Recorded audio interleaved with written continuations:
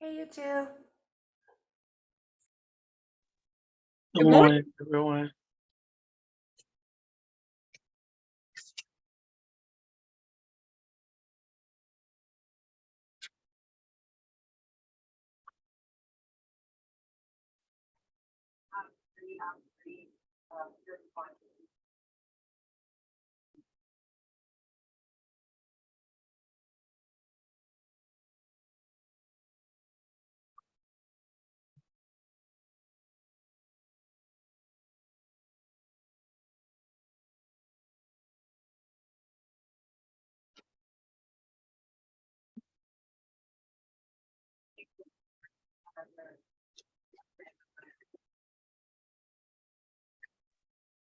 Good morning. Is this Melissa?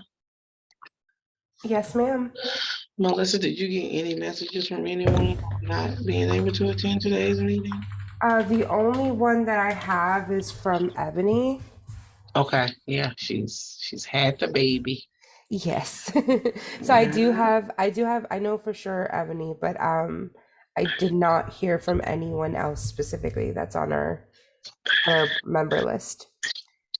Also, I can tell you that Colin and I are going to be tag teaming on minutes so that we can catch up policy and planning, but we do still need to find a secretary for policy and planning. It would be a huge help with all of the deadlines that we have coming up. But in the meantime, though, Colin and I are going to tag team to try to get some past due minutes for policy and planning ready. That's awesome. There's Tammy.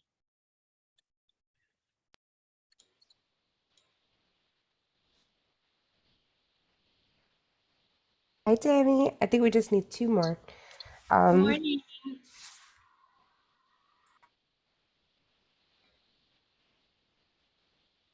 How's everyone doing? Fine. That didn't sound fun, Sharita. I have had a very full morning from no keys to my baby not doing well. I gotta cut my day short, so Oh, every moment that I can kind of sit here right now in the office is great because once I leave here, I probably won't be back today. oh. What's wrong with your baby? Do you know? I'm not 100% sure, but she's definitely not drinking Mm-hmm. like she should. And a 2-year-old really can't tell you, right? It's so true. So they said it was best when I bring her in. So that's what I'm gonna do. That makes sense. Hmm. That looks like Colin.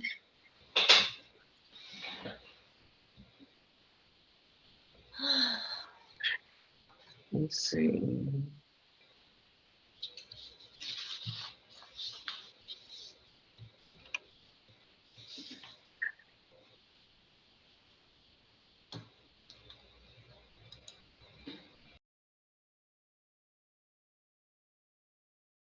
Uh, Looks like we are. I think you still need one more. Okay, yeah, we do. We do.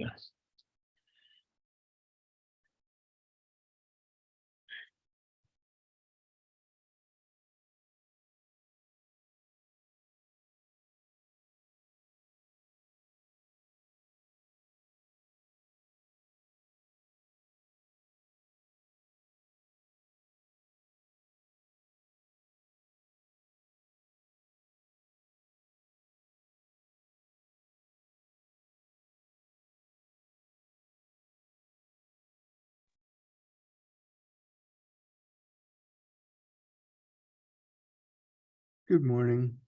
Apologize for my delay. It's Zoom okay, we're decided to not do some quite at update. quorum yet.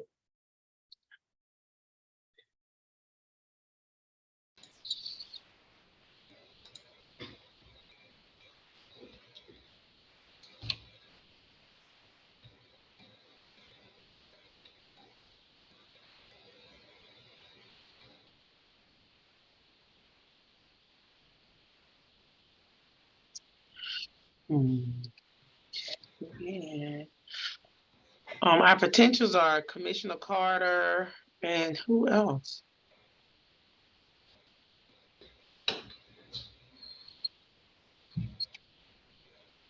Ebony's out. It's a beautiful baby girl. Oh, she had her I baby. She did, like right before the new year came in. I think you should be okay to start. I just realized that I was counting someone who's resigned, so you should be okay.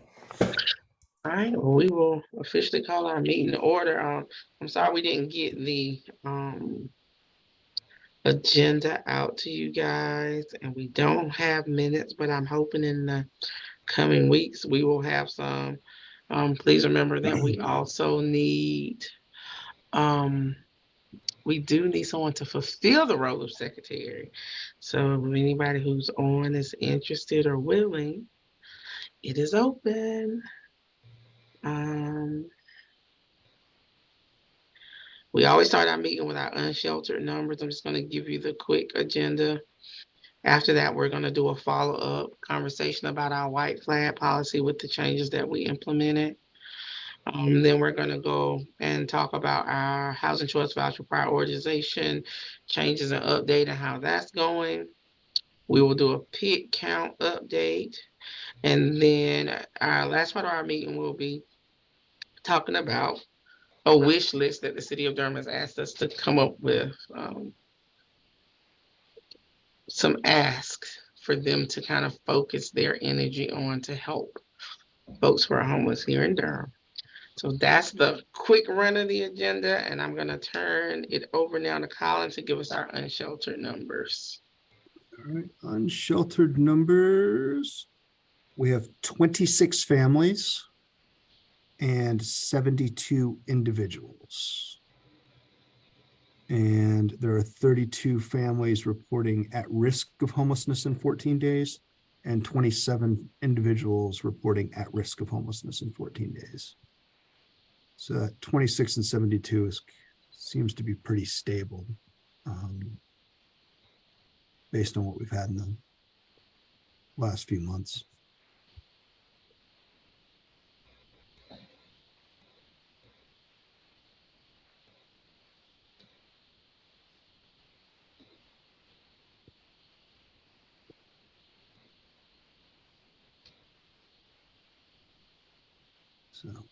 So those are unsheltered numbers, Madam Chair.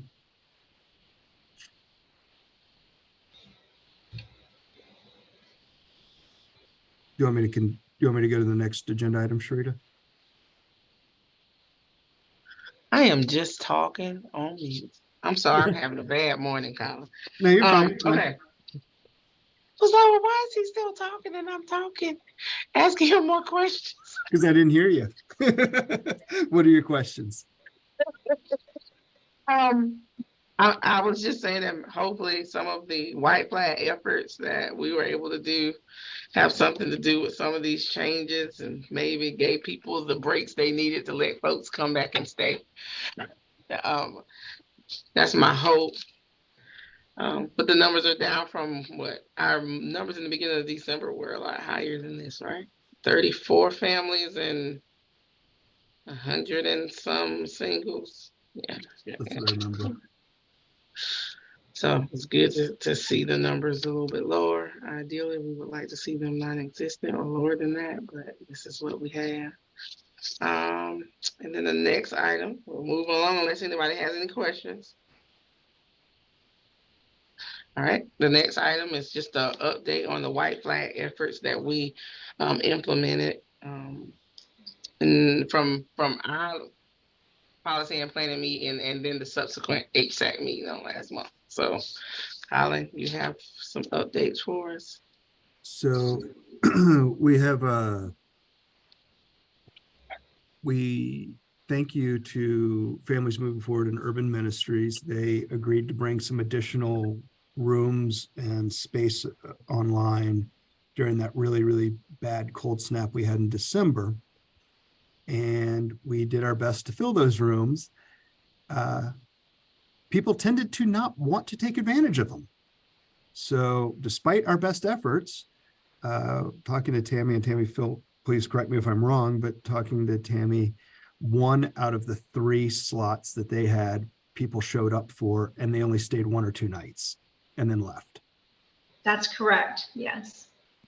And talking to Sheldon, it was pretty similar at Urban Ministries. Out of the 6 slots, 4 for men and 2 for women, maybe 4 or 5 people showed up and stayed 1 or 2 nights and left. we But had- Nicole's here, so Nicole, that's- please. I'm on Nicole, so this is showing we're in the same office, but we Oh, had okay. 6 slots, and we Mhm. had a female and a male show up the first night, and no one after that. So when we had 2 people total show up the whole time, no one showed up. Okay. Wow, so So- I think this, we actually, when we had the conversation in the last meeting, we were talking about the popularity of hotel rooms versus Correct. shelter space. And so I guess this proved my theory that that was the Mhm. case and that people really did have options. Correct. I totally agree. And this is what we saw last year as well. And if they did come, they didn't stay the night. They wanted to know how come they had to be here and not at a hotel. And so they would show up and realize this is the location and then not stay anyway. So given that information and the amount of work it will take to sort of stand up a whole bunch of contracts for something that nobody wants or is taking advantage of, I'm not sure that it makes sense to try and make something long-term. I have spoken to Tammy and to Sheldon, and both organizations are willing to sort of keep those slots available on an as-needed emergency only basis. So i.e. first responders, community safety, community paramedics, fire, police. If they find somebody outside after hours or on weekends, they could call the appropriate phone number and get the person placed in there. And that wouldn't trigger additional funding, and it would meet the need for folks who are willing to step, who really need it and want to get out of the cold, but it also doesn't tie up a whole lot of resources where we need to be doing we've got a ton of other things that we need to be doing for long-term sustainability. And it does give us some overflow capacity in those urgent white flag needs. So wanted to kind of put that out there and get some feedback.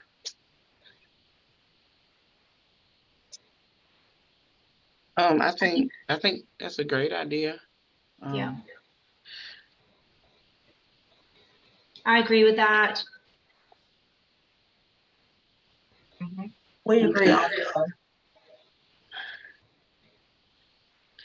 Will we give this update to for HSAC too? Did we add this on the agenda, Helen?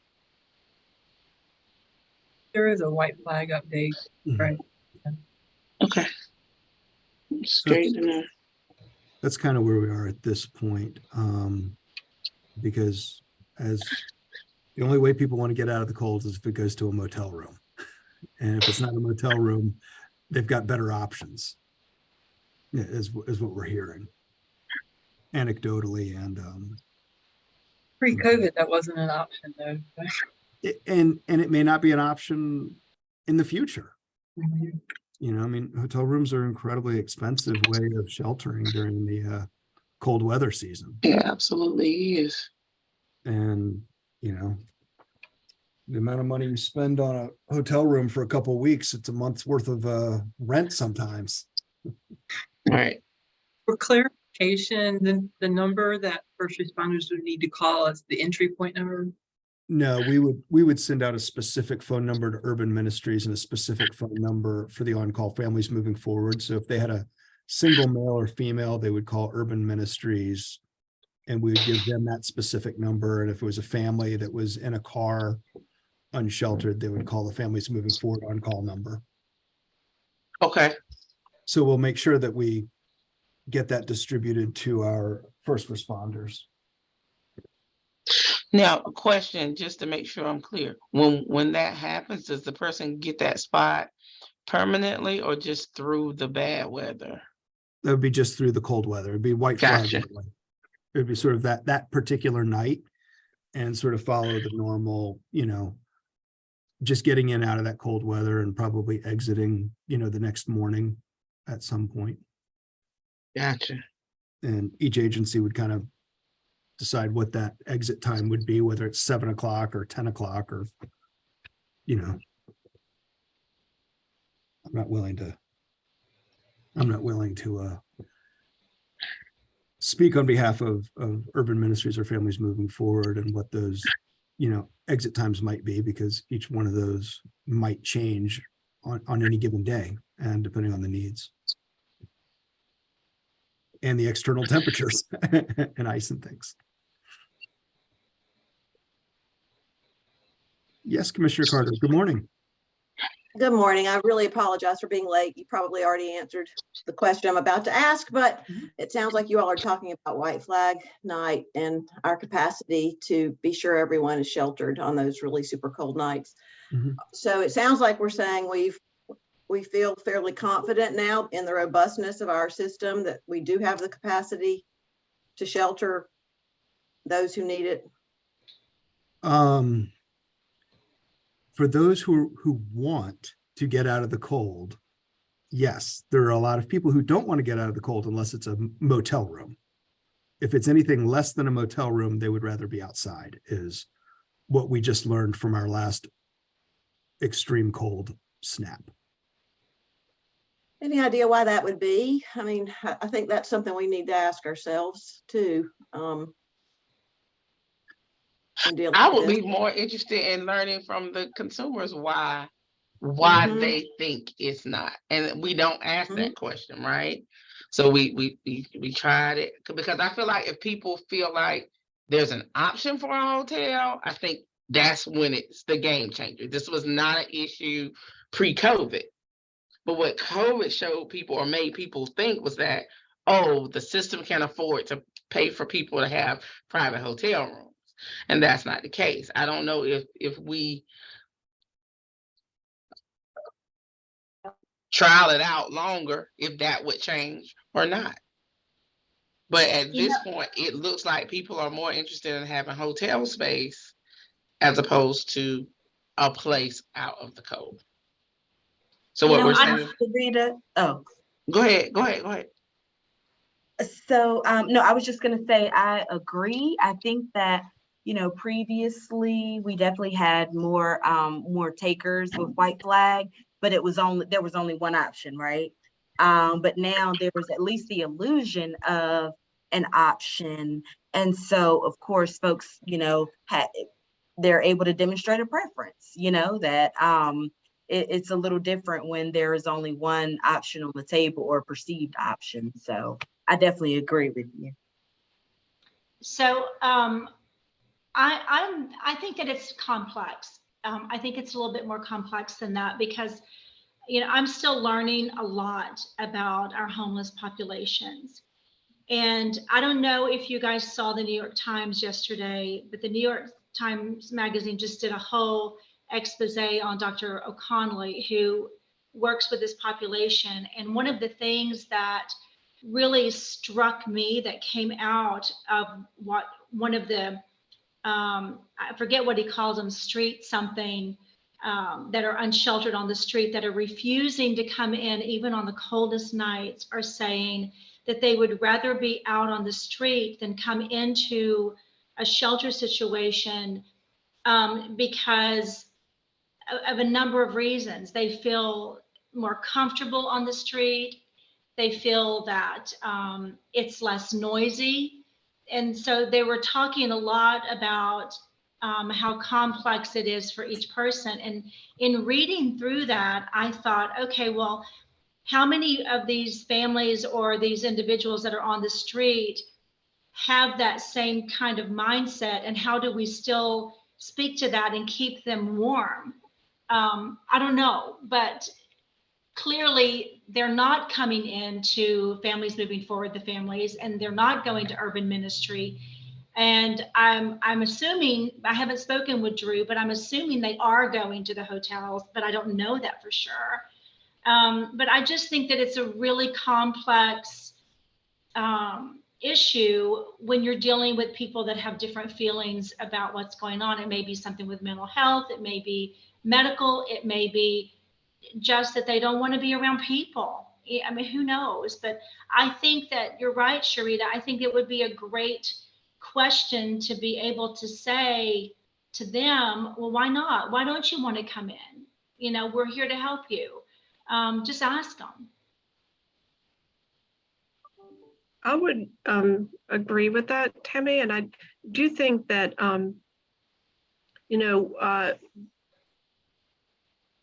we have had these non-congregate shelter options during COVID, which I think are currently slated to end at the end of June. And I think both for in the cold and not in the cold, it would be helpful for us to better understand who might only go to a non-congregate shelter option, and if that's something that we feel like needs to be supported on an ongoing basis. I think we, if we could figure out a way to really learn something in the next several months from this experience to see what for both cold and non-cold. Well, what do we feel we need in the community?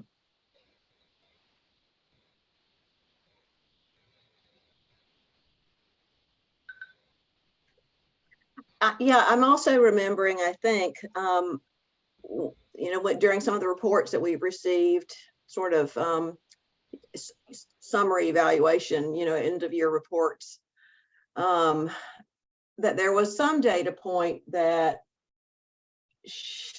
indicated that folks who had been in the non-congregate shelters during COVID, that they had better outcomes upon exit. Wish I remembered specifically, but I feel like there was a lesson related to the experiences we learned about folks during COVID in the non-congregate shelter, and that there was some better outcomes connected to, being in a hotel room, basically, or being in a facility that was not a shelter. Does anyone remember any more specifically? You're correct, Commissioner Carter. There were some outcomes that were better for those who were in non-congregate shelter. One, because people were more comfortable in the rooms, they stayed in those programs longer. The people who qualified for the non-congregate placements were also highest priority for chronic homelessness, severe health, difficult to house. So they were at the top of the list for permanent supportive housing slots, rapid rehousing, and housing choice vouchers. So just by the nature of the way the system was set up, they were, ahead of the game everywhere else for prioritization for assistance exiting homelessness. So I think there's two pieces to that. It's the way the system was designed and the fact that they were, had a place to stay and there was no incentive for them to exit. On a very high level. There's probably some more detailed nuances to it on the day-to-day level that I'm sure Nicole and Shona could share, or Sally could share as well.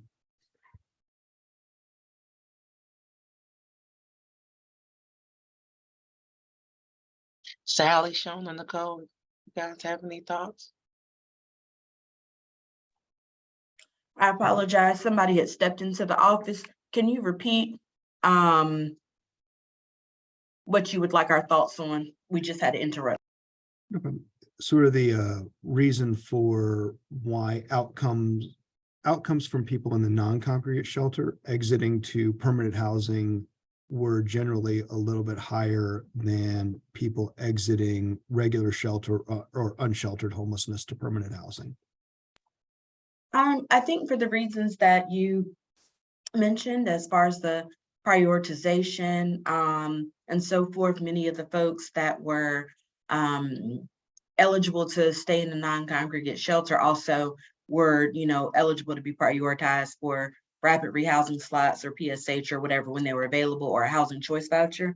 I will also say we're seeing, I would have to look specifically at our stats, but I think it was more that way in the beginning than it is now. I know just kind of looking at data month to month, more recently, it's kind of not that same trend anymore. But I do think largely just because we were, the most vulnerable folks were potentially eligible to stay in non-congregate, and they were also potentially eligible for some of those prioritized housing resources.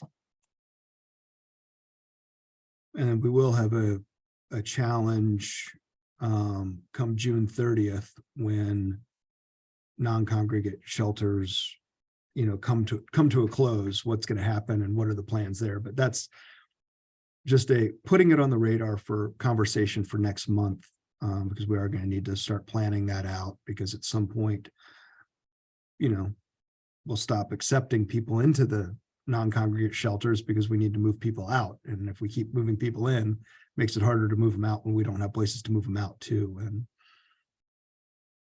some of the people there are going to refuse to go to a congregate shelter. So that's going to make some of this a challenge, but that's conversation for next month. Right now, it's the white flag piece that we are working through. And so it sounds like what I'm hearing is everybody's comfortable with, or at least we're comfortable with the plan of having sort of the emergency phone numbers provided to first responders to handle that urgent, exigent need of somebody who's literally, freezing to death and shivering and wants to get in. And the only option would be that congregate space. And, we'll continue to work on that.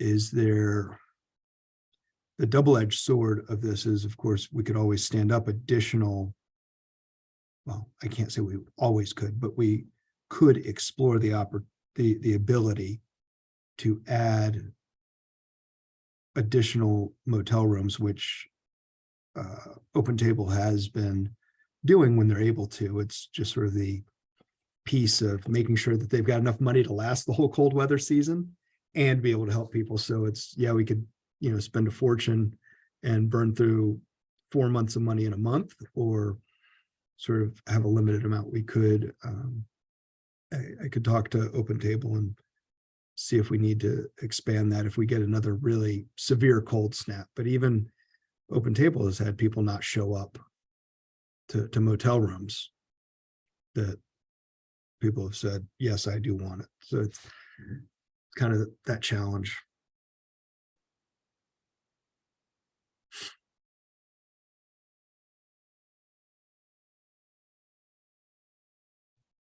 What's SRO option? Somebody put in the chat, SRO. So I was just thinking, from the conversation that we just had, people are, it seems like, now that since COVID happened and we did have some ability to do the hotels, there's this, request for some kind of non-congregate option. So SRO is more like maybe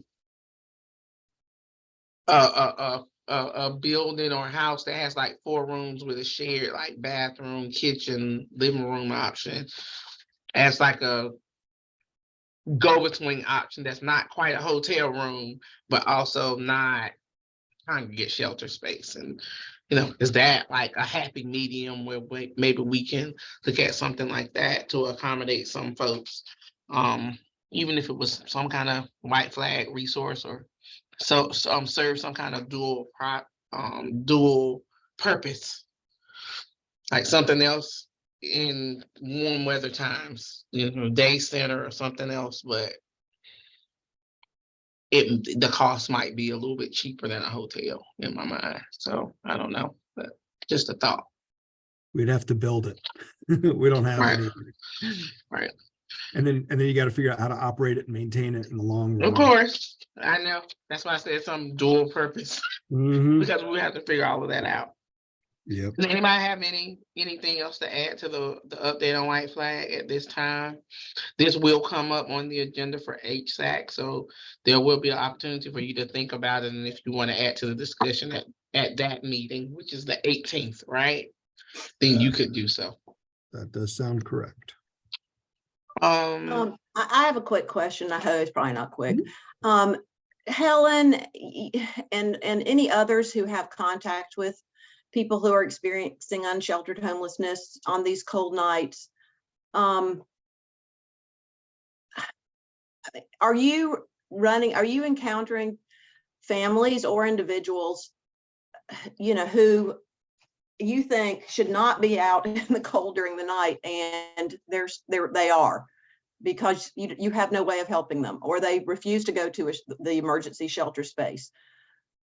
And if so, I just feel like, our community can house people on super cold nights. We have the money to pay for hotel rooms, not indefinitely and not forever and not for everyone. But I don't know, the thought of a parent deciding that they are gonna have their child sleep in a car overnight when it's 20 degrees instead of go to a shelter for whatever reason they may have, that I would not understand perhaps, but it makes some sense to them, is not okay. We can't, I don't feel good about that. And I don't even feel comfortable with it. I don't even feel like I can endorse it.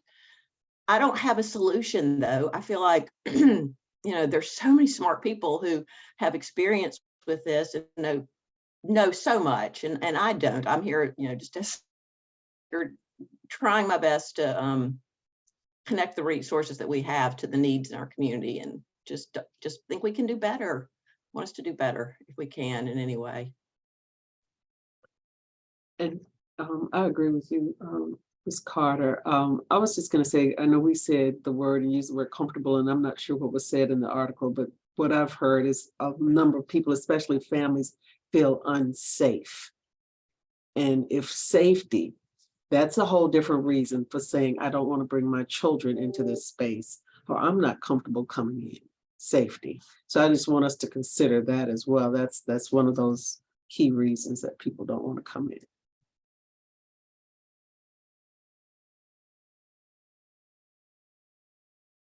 I get what you're saying, but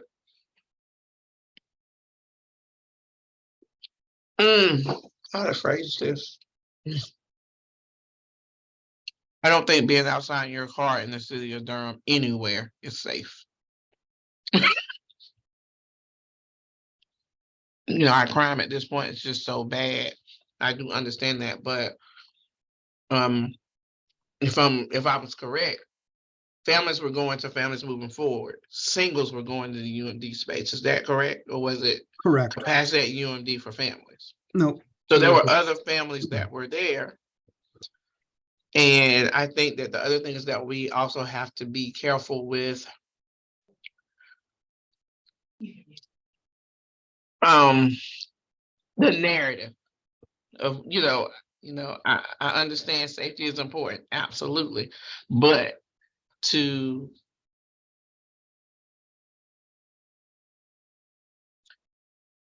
there are people that believe that homeless people are not good people and unsafe. We know that not to be true. So, for a person who is experiencing homeless for the first time, if that is the rhetoric they've heard, that is what they're going to believe, whether that's true or not. And so I think that we just have to be careful not to validate one side or the other of that conversation. I did just also want to sort of clarify or restate that I know on our end, the majority of, so we have resources available and space available, but folks did not show up, or so it wasn't so much that there wasn't availability, it was that folks did not necessarily utilize the options that were available. I think that's been more so our experience, and not so much that there was nothing available.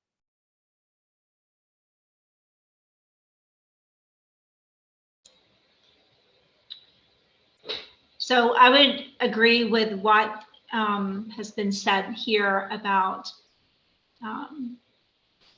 being homeless is not an indication of character, certainly. And I just feel that we have more questions than we have answers for at this point. But I think that that tells us something there, that we need to be asking some of these questions to the very people that we're trying to serve so that we can come to the right solutions. And I don't think it's going to be a simple fix. I think white flag is just maybe the tip of the iceberg into what's happening within homeless populations within cities.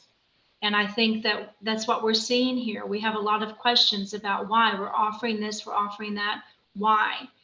I think until we can really start getting some of those answers, that we're just going to be guessing at what we can do. And we don't want to waste resources. We want to use the resources wisely. So I think maybe looking and working with community development, which I think is already trying to look at this in a deeper way, as to how do we really serve this population, and how do we serve them according to what they're saying that they need and what they want. So I think until we start having those conversations with the people we're serving, we're just going to constantly be guessing and trying. That's just my thought on it. And I agree with you 100. I agree with you 100%, because what tends to happen is the people that end up becoming your active people who are your superstars, and those are the ones that we tend to gravitate and pull in. What I feel like we haven't done well is to embrace the population in a way that we don't have the issues that we have now. No people are running to be a part of HSAC with lived experience. We struggle every time. And so we have to ask ourselves, what impression are we giving or making, whether we realize it or not, that makes people not want to come to the table so that we can come up with all the solutions. I sit with people every day. I hear a lot of things. I know a lot of things, but it's more that I know that I could learn.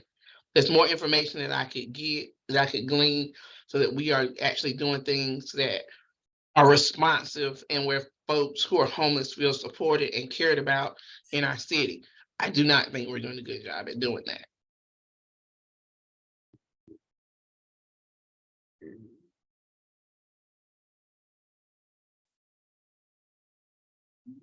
The issue of white flag night feels so concrete and finite compared to most of the problems, social challenges we try to solve, solving homelessness in general, right? Exactly what Tammy said. So much complexity there that we have to figure out. How to close the achievement gap, something I feel like I've worked on my whole time as an elected official, and have basically, not made very much progress. Some of these problems start to feel really in what's the word, intransigent. I can't think of the word, but this one's not one of those. This seems very finite. Like we can get people into a room. We have money, and if they're not going, I don't want to leave them on the street if they would go to a hotel room. That's my thought on it. Doesn't mean everybody else has to agree with it for sure, but that is really my strong feeling. So if there is any other support for that, I'm trying to rally the troops here. I think you bring a good point, Commissioner Carter, is, if we had motel rooms, and Open Table Ministry shared with us at our last meeting, the challenge they had was finding motels or hotels even that with 48 hours notice could guarantee X number of rooms. And looking at our current count of families and single adults, assuming everybody had their own, like one room per family, one room per individual, you're talking 98 rooms you would need. And the best Open Table could find is one motel in all of Durham that could say with 48 hours notice, we could guarantee you 20 rooms. There was one hotel that could do that. So if we needed 98 rooms in 48 hours, we would be scattered all over Durham, and 5 rooms here, 8 rooms here, 10 rooms there, 2 rooms here. And the logistics of staffing that would require a lot more than what we currently have. I mean, we just couldn't do it. We'd essentially need to go do what we did for COVID, where we rented the Marriott for 3 months at $1 million and saying, here it is, this is where it is, come in anytime. And it's $1 million investment every year, plus the cost of food and staff and all the other pieces that go with it. And just say, all right, it's just gonna be stood up, and we're basically buying a motel for the winter season, assuming a motel chain would be willing to do that. And I'm not sure how willing they are to do it now that, traffic and the, tourism is picking back up again. I think it's worth exploring it again, but as it's a challenge to find, it's hard to find motels that are willing to work with the population. I think it's also important to look at, and we shared it, I heard it a little bit ago, is that homelessness is the symptom of the larger societal breakdowns. And having spent 20 years running emergency shelters, the people accessing homeless shelters now are very different than the ones accessing the homeless shelters 20 years ago. And one of the big challenges that I found in running this is the homeless shelters are staffed by people who understand homelessness and housing. The people who are coming into the homeless shelter have severe mental health issues, severe substance abuse issues, behavioral issues, whether it's related to substance abuse or mental health, that's to be determined. But you've got people who, aggressive personalities, oppositional defiance. You've got people with trauma, trauma. You've got people with physical health issues as well that need care. The homeless system has never been designed to be a substance abuse facility, a mental health facility, and a physical health facility, as well as a therapy. But that's who's accessing these points. And the funding and the staffing and the training is not there to be at that level. And that's where, in my crazy ideal world is you essentially really, when you get this many varying populations together in one place, conflict is sure to ensue. Because you have people who have trauma, you've got people who have behavioral health issues, mental health issues, substance abuse issues. You have people who don't have any of that, but they're all in one confined space and trying to figure out how to work together. And I can't tell you how many times I've seen, a paranoid schizophrenic, a person with paranoid schizophrenia, having a conversation with themselves, looking at another person who has the same illness, and they're looking at each other, talking to people who aren't there and looking right through each other. And then a third person gets involved and it turns into a fist fight. It's just, it's a challenge, and it's trying to figure out how to, increase, the funding and the training to be able to handle that level of need. And that's where, the homeless system and the medical care system need to, kind of come together and figure out how do you ensure that all of those needs can be safely met? Because obviously the needs of the people in the homeless shelters don't meet qualification for inpatient hospitalization for any reason whatsoever, but their needs are too severe sometimes to be in a community-based setting without adequate staff supervision and adequate coaching and redirection.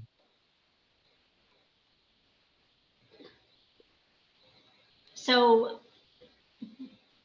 you said that very well. It's a lot.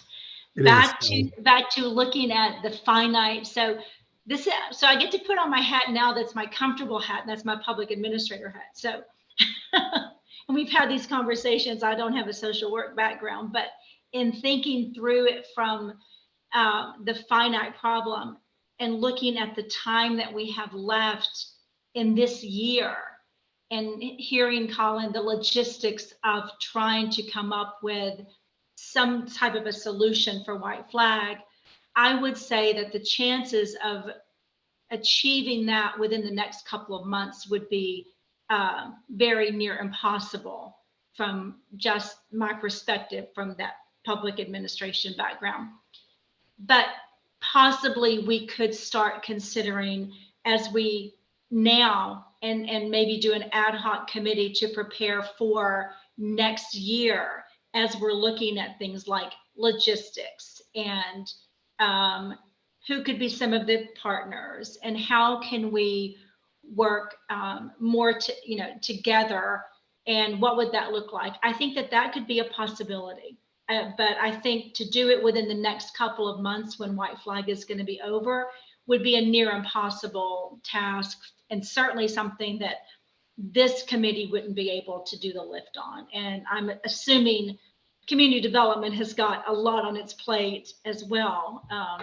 But that's just, maybe we could start looking at building an ad hoc for next year as we are with the knowledge that we have this year. And maybe even looking at some of the data we could be gathering along the way that could help inform our processes and our decisions. Just thinking, because I do agree with Commissioner Carter in that this is a finite issue. It is a white flag issue, but there is a more complex issue that I think that some of the answers maybe that we come up with this could lead into. In thinking about maybe some of the work that Roseanne Haggerty's done and some of the others in this space, I think that there's a lot that we could learn and maybe put pieces together. Just my thought. I'll take off my public administration hat now. Do our first responders need to have access to a fund that if they encounter a family or an individual who is, unsheltered on a cold white flag night, and they, in the estimation of the first responder, either they're not going to go to a shelter or they don't think that would work for them, that they could, enable this individual or family then to be in a hotel room? It wouldn't be one with services, I guess. I guess we don't, maybe that's the issue. I was getting ready to say that, like, who would be responsible for that person if it went south? Yeah. And I think that's the challenge that we have. It can't just be a hotel room over here and nothing else, because there are other things that we have to take into consideration. One, we want to be able to keep the partnership with the hotel first and foremost. So we don't want to create a bad situation that we can't come back from. That's the same model that we fell into with our landlords in this pandemic season, is that we were putting very high needs people into housing quickly, and that was great and wonderful, but there was no support. And so those people who were crashed and burners crashed and burned, and the landlord said, I'm not doing this anymore. And now we have fewer landlords and we can't get people housed. So there's a responsibility beyond just getting out of the code. That is our challenge. Even with Open Table, with Families Moving Forward, with UMD, there's still a staffing need and a capacity issue. We need more people at the table. This needs to be community driven, not just homeless system creating more programs and burning us out to be able to do the work that we need to do, because we're being looked at to solve our own problem when we need more help to solve the problem.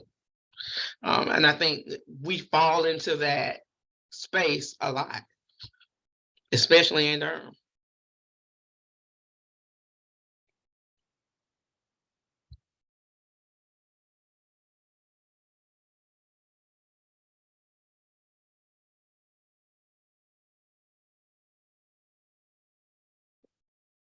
Yeah, it's a challenge to line up the physical space as well as the staffing. And that's one of the things, even if we could find that, the money's not the problem. I mean, between the city and the county, there's plenty of money. The challenge we have is the physical space is not easily found. And two, even if we found the physical space, let's say hypothetically, you took it for lack of a better term, the convention center or the armory is like, hey, it's going to be open every night. Well, now we got to find staff to be there with 48 hours notice or every night for the next few months. And that's just a hiring nightmare at this point to try and figure out how to staff that up. Okay, well then for next year, like Tammy said, that too seems solvable, Yeah. Maybe that is the fallback, is a congregate shelter that we staff up. I think that's what we need to look at. And there's some good models that I've seen in other jurisdictions where I've worked, where partnerships with the churches have fellowship halls and places that you can put mats and lay things out. And it's like, okay, well, this church is this week, this church is this week. And then there's a plan, and, providers can be granted money where you have money and it's a planned process. And it's like, hey, from this time to this period, these churches are open on these weeks and there's staff going to be there every night and there'll be food, and, we think it through. I mean, that's an option. It's not necessarily the option, but it is one that does work in other jurisdictions, and it makes it a little bit more affordable than, $1 million for hotel rooms or $200,000 of motel rooms. And it goes back to that whole, it's a community solution. I guess too, if we determine that one of the problems is people don't want congregate shelter, maybe we could think of some way we could make congregate shelter feel non-congregate in some way. I don't know how that would work, but provide that safety issue. If that's what the issue is, as Colleen was saying, with the folks that she had talked with.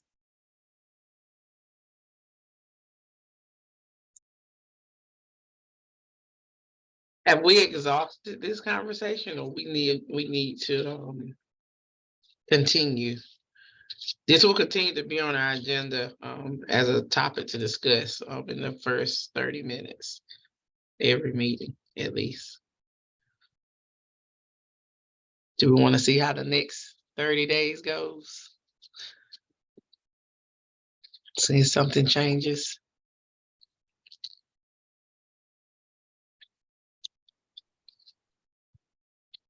Okay, Colin, it's 11:21. We have what, 40 minutes? No, is our meeting over in 9 minutes? No, it's over at 12. Okay. HCV prioritization update. Sure, I was just wanted to circle back. As you all recall, it must have been, I don't remember the exact date, but the committee agreed to pilot shifting our HCV prioritization in order to try and better align HCVs with people who would be a better fit, i.e. HCVs don't come with any supportive services. HCVs don't come with additional money to pay water bills. So we piloted, and the Policy and Planning Committee agreed to sort of allow us to use up to 5 vouchers to try a new prioritization process. So I wanted to circle back and report on, we did implement a new prioritization process. We did look at move-ons from permanent supportive housing and move-ons from rapid rehousing for people who no longer need the supportive services, and they have a regular source of income so that they'd be able to pay their water, their utilities, and things like that. And really all they need is that subsidy. So I did want to report back that we did implement that change. We did issue 5 vouchers, or we didn't issue them. DHA is issued or is in the process of issuing those 5 vouchers. We do have several more HCVs that are available as people have surrendered vouchers that they didn't want or didn't understand. And it appears that going in this new direction, we will have less people returning their vouchers than we did in the previous system. So I wanted to just sort of circle back, and if the committee is fine with it, we will go ahead and finish, finalize drafting the changes, getting it written down, and we'll continue using this prioritization process for HCVs on the go forward. And it's not something we have to do anything with right now. We can bring the final document to the February meeting for you to approve and vote on. But wanted to share it, hear any thoughts you've had or questions that you may have, or any feedback that you've heard from anybody.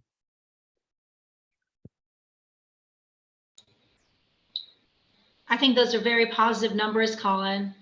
I think that's good to hear.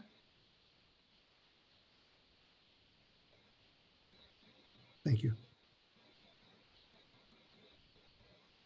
Well done. Now all we have to do is hopefully get landlords to accept vouchers and find ones that the rent matches. But hey, The next trick. One thing at a time. One thing at a time. Yes. Match All the right. need. So we got that. So that's done. Mhm.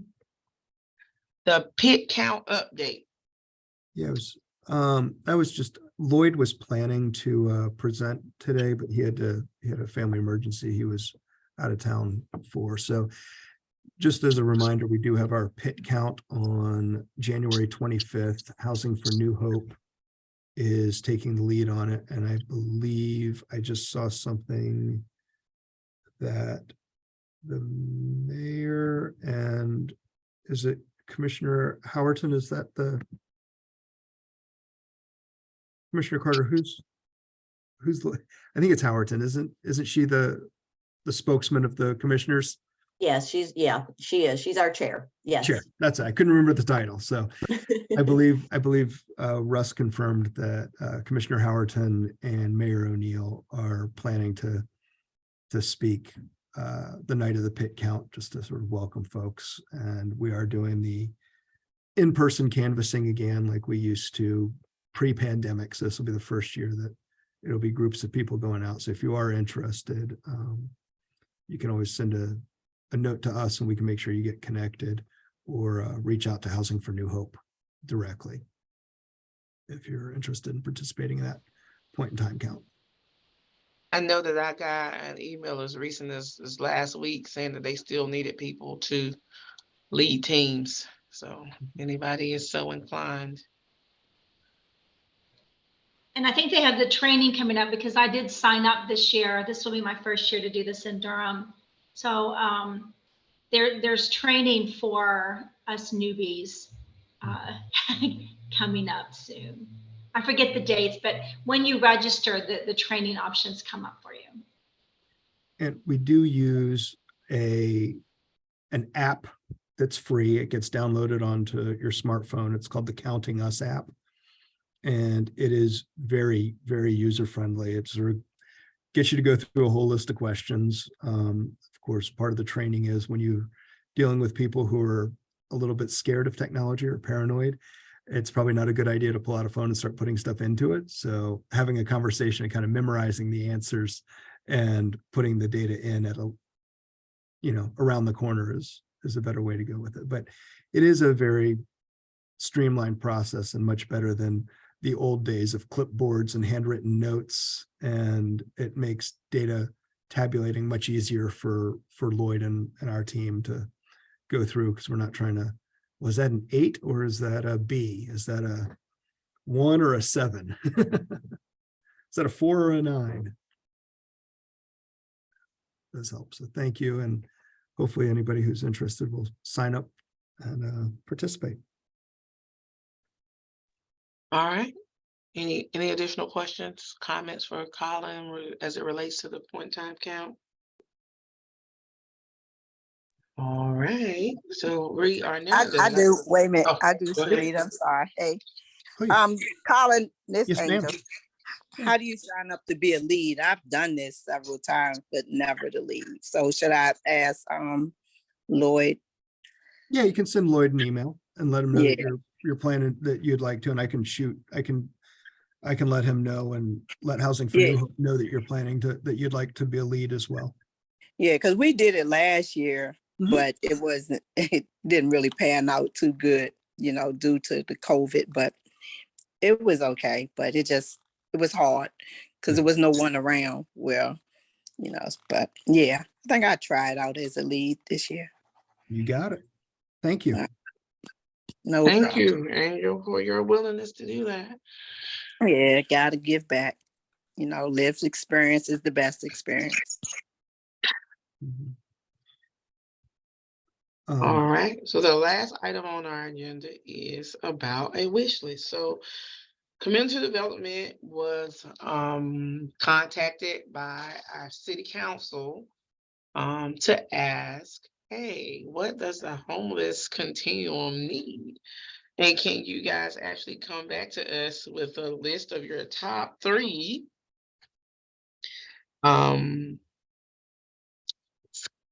if you will, for lack of a better word. And so we met in executive committee meeting on Friday to decide how we were going to get a response, like what the process was going to be to get a response to our mayor's office with that ask. And so what the plan is that the majority of the HSAC meeting on the 18th will be focused on us doing, I guess, it's like a think tank, and we're going to be using some breakout sessions and Jamboard as a part of our Zoom meeting and changing it up a little bit and getting feedback from HSAC, and community folks will be able to do this as well. Colin and Helen and Melissa. Yep. And so it will then come back to, it will come back to executive committee to kind of tabulate and come up with those 3 asks. Is that correct? And then we will present those outcomes to HSAC in February to be ready to give the mayor's office a response. So we wanted to, let you guys know that that's happening, give you guys the opportunity even now to be thinking about it, but also if there's any things you want to go ahead and throw out there, you can do that as well. But we wanted you to be prepared for this kind of change up a way we typically do business at HSAC, and the request that our city has asked us for. I would also like to note that this is in addition to any of the other funding we have. So this does not have to do with anything we're already working on, the home ARP, all of that stuff. This is in addition to. So there's a prime opportunity for us to even look at like what we're going to propose with home ARP and maybe ask for some of those things that we were saying would be missing from that plan to make it more robust. Or more realistic, or where we can actually like see it happen. But yeah, so the space is open for us to talk about it a little bit, and for us to start taking out some information, but also just to have you ready for the 18th meeting to be able to contribute, because it may be very well be us that are putting a lot of those things out there because we talk about them all the time in policy and planning. So you guys have the floor. I will share just sort of how this came about. It wasn't kind of an out of the blue request. The city council has been doing these deep dives into various topics throughout the year, over the year, I guess. And at work session last Thursday was the deep dive into homelessness. So they asked for a presentation on what's happening on homelessness and how much money's gone through the system, some outcome stuff. So it was about a 20 or 25-minute presentation that I made, followed by, questions and answers and discussion about some of the challenges. So one of the questions that came out during that question and answers is, what's your top 3 wish list? So this was kind of where that came from. And Commissioner Carter, I don't know if it's something that the commissioners would want to do a similar type presentation, but if it is, I'm happy Yes. to work with you to figure out a time and a place to put that on a work session or commissioner meeting, whatever works for you all. You just need to let me know. Thank you, Colin. Yes, I think that's a fantastic offer. And I know that the commissioners would like that. I actually looked at the city council's work session agenda this past week and saw the presentation. I was like, wow, this is a really excellent presentation. I know commissioners would like this. So Yeah. thank you for that offer. Let's make that happen. The Yeah. work session is probably the best way. Happy to do, it'd probably be the same presentation, but it's the same information for both of you. And we did a lot of that during COVID at the joint city, at the council commissioner meetings during COVID. We did a lot of those types of things, but it's been a minute since we've done the joint discussion, but happy to do one. Thank you. Thank you.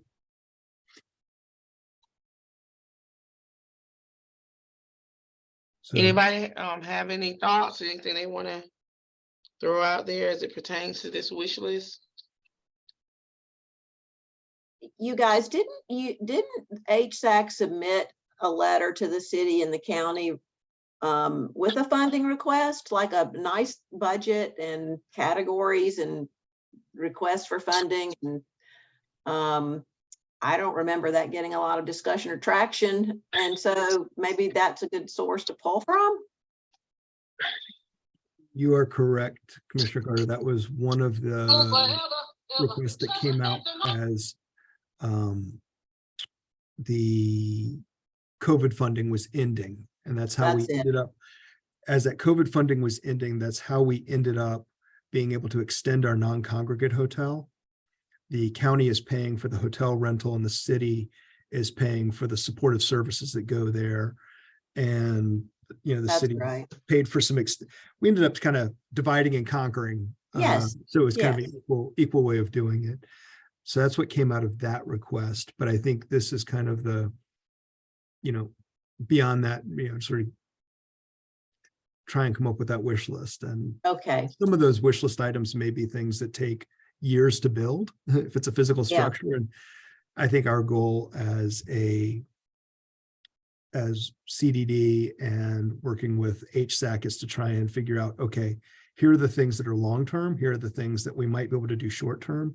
And maybe if we're going to come up with a wish list of 3 things, here's something that we could do in the next 12 to 24 months. Here's something that's going to be more in that 24 to 48 months. And here's something that's in that 5-year plus time range. And maybe that's, I'm not sure that that's how it'll shake out, but we just have to kind of see what the feedback comes back as. And, you know, I didn't feel comfortable blurting out 3 things, and this is way bigger than Colin. It's, you know, a community, and want to make sure that we solicit input from as many stakeholders as we can. So we're going to start, as Sharita said, at the HSAC meeting. And then the hope is to sort of people who couldn't make the HSAC meeting be able to bring what we hear from the HSAC meeting back to a February 1st meeting to solicit some more input and try and share what we heard from that HSAC meeting, sort of filter it down a little bit from that February 1st meeting, and then take it back to the executive committee and policy and planning and HSAC, assuming we have enough time to get through that for February. It may have to, you know, come right out of executive committee because it's early February to be able to make the budget timeframes.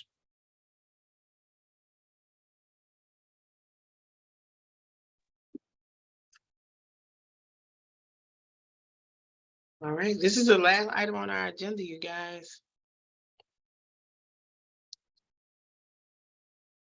If nobody has any additional thoughts or comments or questions, I will entertain a motion to adjourn.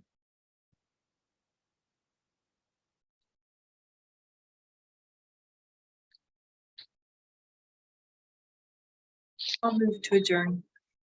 Work session, Colleen, was last Thursday. So that was, I'm planning to send out an email with a link to it. It would have been January 5th. just because Families Moving Forward, Urban Ministries, and Open Table were thanked publicly by Reginald J. Johnson, our Director of Community Development, for their willingness to stand up at their own costs, expanded white flag slots. So we'll send an email link out and sort of highlight where the timing is. So anybody who has time can watch it and sort of hear some of the data and see the discussion, which may help, percolate some ideas prior to the HSAC meeting, so people aren't just caught flat-footed.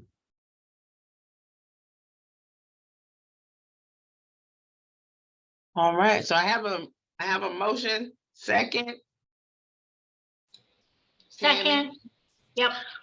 All right, well, it's so moved. Our meeting is adjourned. Our next meeting is, our HSAC meeting is January the 18th. Our next policy and planning meeting is the 13th. Yep. And I will see you all then. Sounds good. Thanks, Thank you all. everybody. Thank you so much. Appreciate y'all. Everyone.